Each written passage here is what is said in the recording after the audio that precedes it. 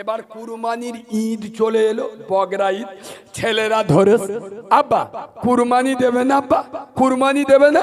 বলে দেবো মানে কি রে, এমন মাল নিয়ে আসবো গ্রামের লোক দেখবে আর জ্বলবে, লুচির মতো ফুলবে।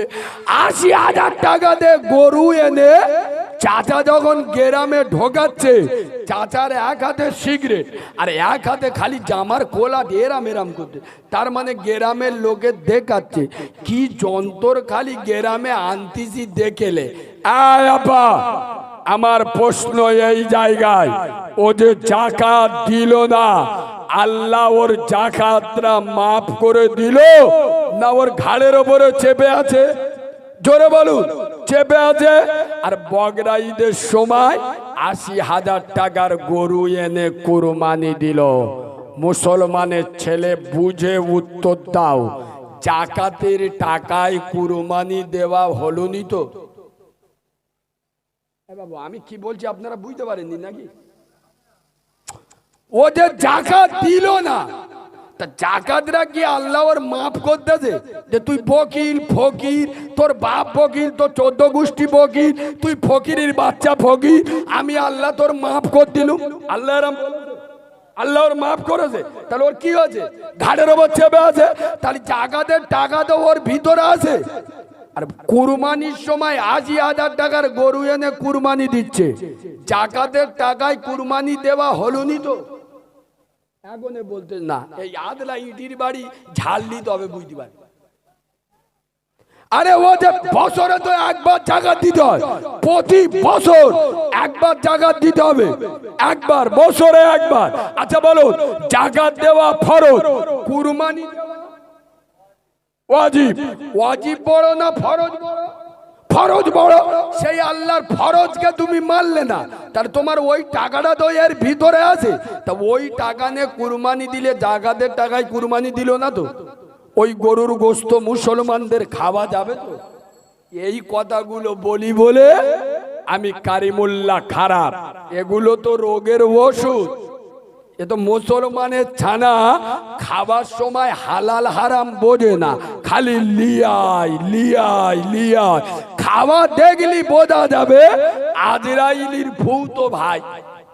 আয় আব্বা, দুটো পায়ে ধরে বলে যাচ্ছি, জাকাত সবার জন্য ফরজ নয়, রোজা সবার জন্য ফরজ নয়, হজ সবার জন্য ফরজ নয়, নামাজ, জোরে বলুন, নামাজ সবার জন্য ফরজ। রাসূলুল্লাহ পৃথিবী ছেড়ে চলে যাচ্ছেন, আর বিশ্বনাথপুরের মুসলমানদের ইশারা করে যাচ্ছেন, হে বাংলা তথা ভারতের মুসলমানেরা, হে পৃথিবীর উম্মতে মুহাম্মাদিরা, আমি রাসূলুল্লাহ পৃথিবী ছেড়ে চলে যাচ্ছি, তবে তোদেরকে এতিম করে যাচ্ছি না রে। আমি নবী, আমি রাসূলুল্লাহ, আমি স্বার্থপর নই রে। আমি রাসূল তোদের হাতে জান্নাতের চাবি দিয়ে যাচ্ছি। আসসালাতুল মিফতাহুল জান্নাহ। আমার বিশ্বনাথপুরের যুবক জওয়ানেরা, আমার বিশ্বনাথপুরের তরুণ নবীনেরা, আমার বিশ্বনাথপুরে বয়স্ক বাবাজিরা, আমার বিশ্বনাথপুরের সোনামণি মা বোনেরা, এরা যখন আল্লাহর নামাজে দাঁড়িয়ে যাবে, খোদার বেহেশতের তালাটা খুলে যাবে। সুবহানাল্লাহ বলেন। আয় আব্বা, নামাজের কথা বলছি তো, দুটো পায়ে ধরে বলে যাচ্ছি, সামনে রমজান মাস আসছে। নামাজ এমন একটা জিনিস, রাসূলুল্লাহ বলেছেন, আস-সালাতু খায়রুম মাওযুইন, মানুষের শরীরে যত ইবাদত আছে সর্বশ্রেষ্ঠ ইবাদতের নাম হলো নামাজ। বিশ্বাস করুন। আয় আব্বা, আমি আপনাদেরকে সারা জীবন নামাজের কথা বলতে আসিনি, তার জন্য আপনারা মাইনে দিয়ে ইমাম সাহেব রেখেছেন। আমি আপনাদের বলে যাব, ৪১ দিন নামাজ পড়ুন। তবে ওই ৪১ দিন কিরাম পড়বেন? বাপ মরে গেছ নামাজ ছাড়বেন না, মা মারা গেছে নামাজ ছাড়বেন না, ছেলে মারা গেছে নামাজ ছাড়বেন না, কেউ বন্দুক ধরে যে গুলি করে দেবো নামাজ ছাড়বেন না। কসম খোদা, এই রকম নামাজ ৪১ দিন পরে পড়ে ৪১ দিন পরে আপনি নামাজ ছেড়ে দেবেন, নামাজ আপনাকে ছেড়ে দেবে না। কসম খোদার নবীর মেম্বারে বসে বলছি, রাসূলুল্লাহর জামাতা আলী, সাইয়্যিদাতুন নিসা, খাতুনে জান্নাত ফাতেমাতুজ জোহরার স্বামী আলী, আয় আব্বা হাসান হোসেনের আব্বা আলী। জিহাদের ময়দানে তীর লেগে গেছে। তীর মানে বুঝতে পেরেছেন তো, ও বার করা যায় না, পুরো কেটে বার করতে হবে। হযরত আলী হাত দিতে দিচ্ছে না। হযরত আলী আল্লাহর নামাজে দাঁড়িয়ে গেছে। আমার নবী সাহাবাদের বলছে, বাবা এইবার আমার আলীর তীরটা বার করলাম, সুবহানাল্লাহ বলবেন না? একটু জোরে সুবহানাল্লাহ বলবেন না? হযরত আলী নামাজে দাঁড়িয়েছে, স্বয়ং রাসূলুল্লাহ বলছে, বাবা আমার আলীর তীরটা এইবার বার করলাম। জোয়ান জোয়ান সাহাবারা হযরত আলীকে ধরে জোর করে টেনে, যে তীরে হাত দিলে যন্ত্রণায় ছটফট করছিল, সেই তীর জোর করে টেনে বার করে দিল। কসম খোদার, হযরত আলী একবারের জন্য সাড়া পায়নি। সুবহানাল্লাহ বলে। হযরত আলী সালাম ফিরিয়ে দেখতে সাহাবারা বসে। হযরত আলী বলছে, ভাই আমার তীর বার করতে এসছো, হাত দিও না, আমার যন্ত্রণা করছে। লোক অবাক, আলী তুমি ধন্য, তোমার নামাজ ধন্য। আমি বিশ্বনাথপুরের মুসলমানদের বলে যাই, নামাজ এইভাবে পড়ুন, আল্লাহ রাজি করুন। আরে আল্লাহ রাজি হলে গোটা দুনিয়া আপনার গোলাম হয়ে যাবে। কেন মুসলমানেরা মসজিদে যায় না? নবী তার উম্মতকে রেখে গেছে খোদার ঘরে, মসজিদে, কিন্তু আজ উম্মত মসজিদ মুখ। এই দেখেন তিনটে পাখি পূব দিক দিয়ে পশ্চিম দিকে যাচ্ছে। এখন সামনের পাখি যেদিকে যায়, মাঝখানের পাখি সেদিকে যায়, পিছনের পাখি সেদিকে যায়। এখন মাঝখানের পাখিটা যদি মনে মনে করে যে সামনের পাখিটা ও দাদা এসে নাকি, আমার ওর পিছনে পিছনে ছুটতে হবে, ও যদি মুখটা ঘুরিয়ে নেয় পিছনের পাখির সঙ্গে, জোরে বলুন, ধাক্কা লাগবে না?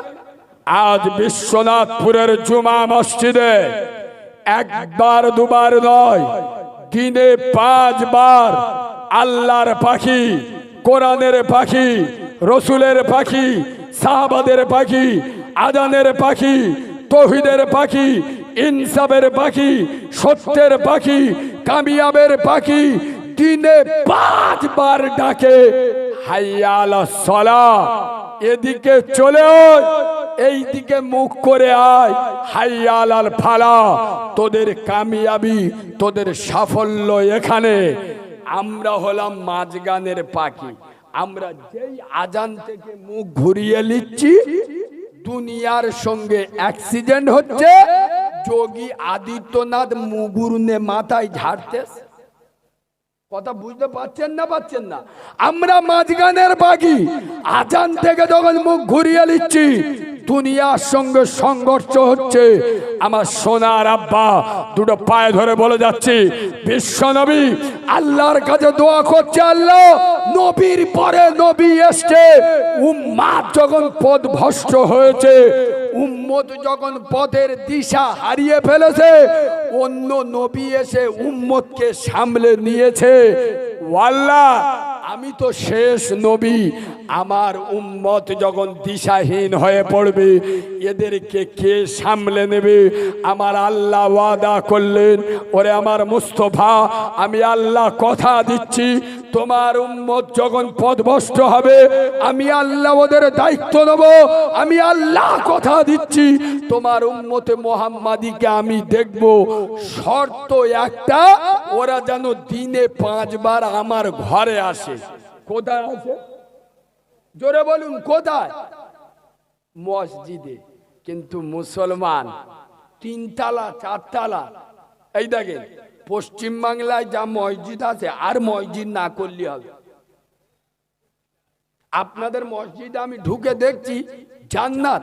আল্লাহ আপনাদের ভালো করুক, এলাকার মানুষ ভালো। মসজিদ দেখলে কলজে ঠান্ডা হয়ে যাবে। তবে একটা জিনিস পায়ে ধরে বলে যাব, আয় আব্বা, আপনার ছেলের বিয়ে দিয়েছেন, বিয়ে দেবেন, 100 বরযাত্রী যাবেন, মেয়ের বাপ স্পেশাল করে রান্না বান্না করে। বর যদি না যায়, শুধু বরযাত্রীরা গিয়ে যদি কাঁসর ভর্তি গো খায়, মেয়ের বাপ আদলা ইটির বাড়ি মাথা ফেটিয়ে দিবিনি, আর কথা বলে না এরা। বর যদি না যায়, শুধু বরযাত্রী যায়, চুমো খাবে? তা মসজিদ করেছেন 3 তালা, মসজিদ করেছেন পাথর বসিয়ে, মসজিদে এসি লাগিয়েছেন, নামাজ কে পড়বে? আমাদের খালু আব্বা? বাপ কবরতে উঠে এসে পড়বে? এই বাবু, উত্তর 24 পরগনায় যত আলেম আছে, আমি সমস্ত আলেমদের পায়ের জুতো মাথায় রাখি, এবং সমস্ত আলেমদের পায়ের জুতোর ধুলো আমি চোখের শর্মা বলে মনে করি। তারপরেও আমি কারিমুল্লাহ বলছি, যারা মসজিদ 3 তালা 4 তালা করে, আরে এই মসজিদ গহীন রাতে বিশ্বনাথপুরের মুসলমান যখন গভীর ঘুমে আচ্ছন্ন, এই মসজিদ আল্লাহর বিশ্ব আদালতে বিশ্বনাথপুরের মুসলমানদের বিরুদ্ধে, বিশ্বনাথপুরের মুসলমানদের বিপক্ষে আল্লাহর বিশ্ব আদালতে মামলা দায়ের করে। হে আল্লাহ, বিশ্বনাথপুরের মুসলমানের যুবক জওয়ানেরা, বিশ্বনাথপুরের মুসলমান ছেলেমেয়েরা, এরা আমাকে সুন্দর করে তৈরি করেছে, পাথর বসিয়েছে, এসি লাগিয়েছে, চকচকে মসজিদ করেছে, কিন্তু আল্লাহ আমার যেটা মেন খোরাকি, যার দ্বারাই আমার ক্ষুধা নিবারণ হবে, সেটা হলো নামাজি। আল্লাহ এরা মসজিদে আসে না, এরা নামাজ পড়ে না, আল্লাহ তুমি এদের ব্যবস্থা করো। মসজিদ বদদোয়া করে, তাই তো আল্লাহর আযাব গজব আমাদের উপরে এসে পড়ে। শোনেন আব্বা, এদিকে দেখেন, শুধু কি হচ্ছে? এই বাবা, কি হচ্ছে?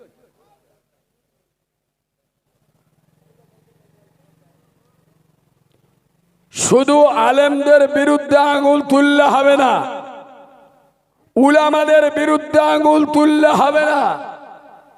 আলেমদের হক কথা বলতে দেবেন, মসজিদে যাবেন, 5 ওয়াক্ত নামাজ পড়বেন। রাসূলুল্লাহ বলেছেন, আসসালাতুল মিরাজুল মুমিনিন, নামাজ হলো মুমিনের জন্য আল্লাহর সঙ্গে দেখা করা।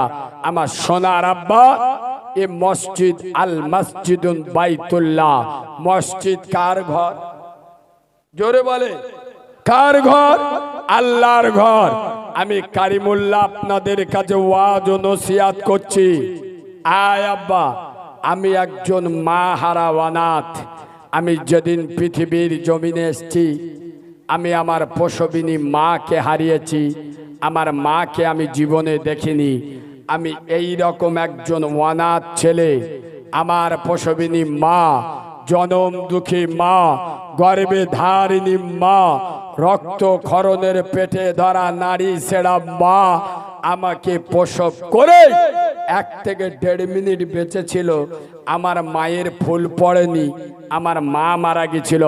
কসম খোদার করে আমি কারিমুল্লাহ বলি, এখানে যারা বসে জলসা শুনছ, আল্লাহ নবী বলেছেন, সারা বাংলা নয়, সারা ভারতবর্ষ নয়, সারা পৃথিবীর জমিনে যত ভাষা আছে, যত ওয়ার্ড আছে, যত শব্দ আছে, যত সেন্টেন্স আছে, যত বাক্য আছে, যত ডিকশনারি আছে, সমস্ত ওয়ার্ড, সমস্ত শব্দ, সমস্ত ভাষা, সমস্ত বাক্য যদি একটা পাল্লায় রাখা হয়, আর এই যে ছোট্ট ভাষা মা, এই মায়ের ভাষাটা যদি অপর পাল্লায় রাখা হয়, আমি আব্দুল্লাহর বাবা মোহাম্মদ জানিয়ে দিলাম, গোটা দুনিয়ার ভাষার চাইতে মায়ের ভাষার পাল্লাটা ভারী হবে। সুবহানাল্লাহ বলে। আমি ওই জন্য কথা বলতে বলতে মাঝে মাঝে রেগে যাই। কেন জানেন?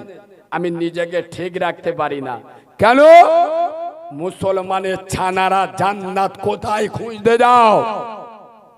কাবা কোথায় দেখতে যাও? ঘরে কাবা মদিনা বসানো আছে।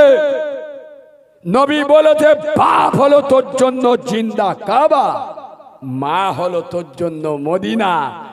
এই রকম বাপকে ধরে যারা ধাক্কা দেয়, যারা প্রসবিনী মায়ের গায়ে হাত তোলে, আমি কারিমুল্লাহ আইদিস চ্যালেঞ্জ, ও 40 বার হজ করো, 4000 বার আজমিরে যাক, 4 কোটি বার ফুরফুরায় যাক, আর বসিরার আল্লামা রুহুল আমিন হুজুরের মাজারে যদি চিৎপাত হয়ে শুয়ে থাকে, আমি কারিমুল্লাহ তারপরেও বলছি আল্লাহর গজবের জাহান্নাম ওর জন্য অজীব হয়ে আছে। মার বয়স হয়ে গেছে, 50 বছর পার হয়ে গেছে, খিদে লেগেছে, বেলা 3টে বেজে গেছে, মা দুটো ভাত খাবে, ওর বউয়ের পোঁদের দিক তেকিয়ে থাকতে হবে, কখন দুটো ভাত দেবে খাবে।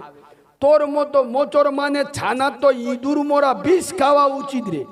ইঁদুর মোরা যদি না পাস, অন্তত ছুঁচো মোরা খেয়ে মর। হ্যাঁ আব্বা, যখন আমি আপনি ছোট ছিলাম, যখন কথা বলতে পারতাম না, আমি কেঁদে উঠি। এই বাবু, আমার মা বুঝতে পেরেছে এই কান্নাটা পেট কামড়ানোর কান্না। ফের কেঁদেছি, মা বুঝতে পেরেছে এই ওর খিদে লেগেছে। ফের কেঁদেছি, মা বুঝতে পেরেছে এটা পেশাব ফিরেজ বলে কাঁদতে। আর কথা সত্য না মিথ্যা? মা না বলা কথা বোঝে। তুমি যেদিন কথা বলতে পারতে না, তোমার না বলা কথা মা বুঝতে পারতো, তোমার আঙুল ধরে মা হাঁটানো শেখালো। আর আজকের সেই মায়ের সঙ্গে কথা বলো না, বোর ভয়ে। মার ভাত দেয় না, ওর বোর ভয়ে। তুই তো হিজড়েদের থেকে আরো খারাপ রে। এই হিজড়েরা তারা তো নিজের স্বাধীনতায় চলে, তুই তো হিজড়েতে আরো খারাপ। তুই তো বড় হিজড়ে, বোর ভয়ে মায়ের সঙ্গে কথা বলে না, বলে না। এই সোনার আব্বা, আমি দুটো পায়ে ধরে বলে যাচ্ছি, যাদের বাম্মা মরে গেছে, যাদের বেঁচে আছে সম্পর্ক ভালো করো। আর আমি 24 পরগনার মাটিতে দাঁড়িয়ে বলে যাচ্ছি, যত হাফেজ, মাওলানা, কারি, মুফতি, মুহাদ্দিস, সারা পৃথিবীতে যত পীর, ওলি, আউলিয়া, গর, কুতুব, আবদাল, ফকির, দরবেশ, আরো দেন, বড় পীর আব্দুল কাদের জিলানী, খাজা মঈনুদ্দিন চিশতি, আরো দেন, সাহাবা, সাহাবী, আপনার খোলাফায়ে রাশিদিন, সব একদিকে দেন, আরো দেন, নবী, রসুল, পয়গম্বর একদিকে, সব একদিকে হয়ে আপনার জন্য দোয়া করবে। আর এই বিশ্বনাথপুরের আপনার মা গরিব মেয়ে, ছেঁড়া শাড়ি পরে আর অশিক্ষিত, লেখাপড়া জানে না, আপনার জন্য বদদোয়া করবে। নবীর মেম্বরে বসে বলে যাচ্ছি, সমস্ত নবী, রসুল, সাহাবা, সাহাবী, পীর, পয়গম্বরের থেকে তোমার এই মূর্খ অজ্ঞ মায়ের বদদোয়া আল্লাহর দরবারে আগে কবুল হবে। কবে বুঝবে মুসলমানেরা? আজকের জলসার দিন। মা কি খাচ্ছে খবর নেই, শালিয়া সাউরিয়েছে, দেগঙ্গাতে খাসির গোশ কিনে আনছে সাদা প্লাস্টিকি করে, মানে গ্রামের লোকের দেখাচ্ছে শিখেলে সাউরিয়েলি কিরাম খাওয়াতি হয় শিখেলে। তার মানে কি 10 কাঠা জায়গা ঝাড়বে তো। মা দূর থেকে দেখছে ওর শাশুড়ি খাসির গোস্ত খাচ্ছে, আর মায়ের চোখ দিয়ে দুফোঁটা পানি ঝরছে, আর আল্লাহর কাছে বলে উঠছে, আল্লাহ, আমি যখন বিয়ে করি আমার 18 বছর বয়স, একটা 18 বছরের যুবতী মহিলা, তার গায়ে মশা মাছি বসলে রেগে যায়, কোন ছেলে খারাপ নজরে তাকালে রেগে যায়।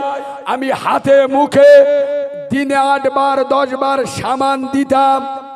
আল্লাহ, ওর বাপের সঙ্গে যেদিন বিয়ে করি আমার সমস্ত বডিটা ওর বাপের জন্য ফ্রি করে দিলাম, যেমন খুশি তেমন ব্যবহার করলো। ও আল্লাহ, ও আমার প্রথম সন্তান। ডাক্তার আমার হাত ধরে বলেছিল, মা, এ বাচ্চা নরমাল ডেলিভারি হবে না, সিজার করতে হবে। ও আল্লাহ, আমি যদি মনে করতাম ওকে নষ্ট করে দিতাম, আমি যদি মনে করতাম ওকে শেষ করে দিতে পারতাম, আল্লাহ, আমি 18 বছর বয়সে আমার জীবনের মায়া করিনি, আমার যৌবনের চাহিদা রাখিনি, শুধু ওর মুখে হাসি পড়াবার জন্য, ওর দুনিয়ার আলু বাতাস দেখাবার জন্য আমার আগো পেটটা কেটে, আমার আগো পেটটা ফেলে ওকে জন্ম দিয়েছি। আজকের খাসির গোশত খাচ্ছে ওর শাশুড়ি, আমার কোনো দুঃখ নাই। ও যদি একবার এসে আমার মা বলে ডাকতো, কসম খোদার নবীর মেম্বারে বসে বলে যাচ্ছি, মা একবার আহা বলে উঠবে, তোর 70 বছরের নামাজ শেষ, রোজা শেষ, হজ শেষ, জাকাত শেষ। আরে জান্নাতে যদি যেতে চাও মায়ের সেবা করো, বাপকে ভালোবাসো। বাপ হলো তোর জন্য জিন্দা কাবা, মা হলো তোর জন্য মদিনা। আরে মা কারে বলে, মা কি জিনিস আমাকে জিজ্ঞেস করুন। আমার তো মা নেই, মায়ের দাম আমি বুঝি। হতভাগা মুসলমান, মিলিয়ে নেবেন আমার কথা। যেদিন এই বিশ্বনাথপুরের জুমা মসজিদে হঠাৎ মাইকে ভেসে আসবে, বিশ্বনাথপুরের বাক্কারের মা মরে গেছে, সোমবার জোহর বাদ জানাজা হবে। খোদার কসম করে আমি কালিমুল্লাহ বলি, গ্রামের মেয়েরা দলে দলে তোমার মাকে দেখতে আসবে। তোমার মায়ের দেহটা নিথর হয়ে যাবে, তোমার মায়ের হাত আর নড়বে না, তোমার মায়ের চোখ আর কোনোদিন খুলবে না। সারা জীবনের মতো গ্রামের মেয়েরা তোমার মাকে গোসল করিয়ে দেবে, তুমি নিজের কাঁধে করে মাকে নিয়ে কবরস্থানে যাবে। ওরে হতভাগা মুসলমান, যখন মাকে নিয়ে কবরে নামবে, মাকে রেখে যখন উঠে আসবে, মনে করবে গোটা দুনিয়াটা কবরে রেখে দিলাম। বাড়িতে যখন ফিরে আসবে, শুধু মায়ের স্মৃতিটা ভেসে উঠবে। আমার মা এখানে বসে থাকতো, আমার মা এখানে বসে আমার মুখে চুমা দিত। সেদিন 1000 বার মা মা বললে আর মায়ের ডাকের সাড়া দেবে না।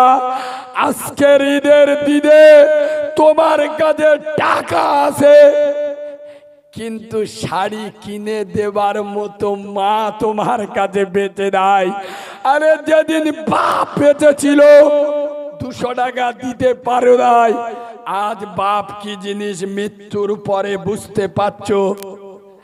আজকের তোমার কাছে অর্থ আছে, বাপের লুঙ্গি কিনে দেবে, লুঙ্গিটা পড়বে কে?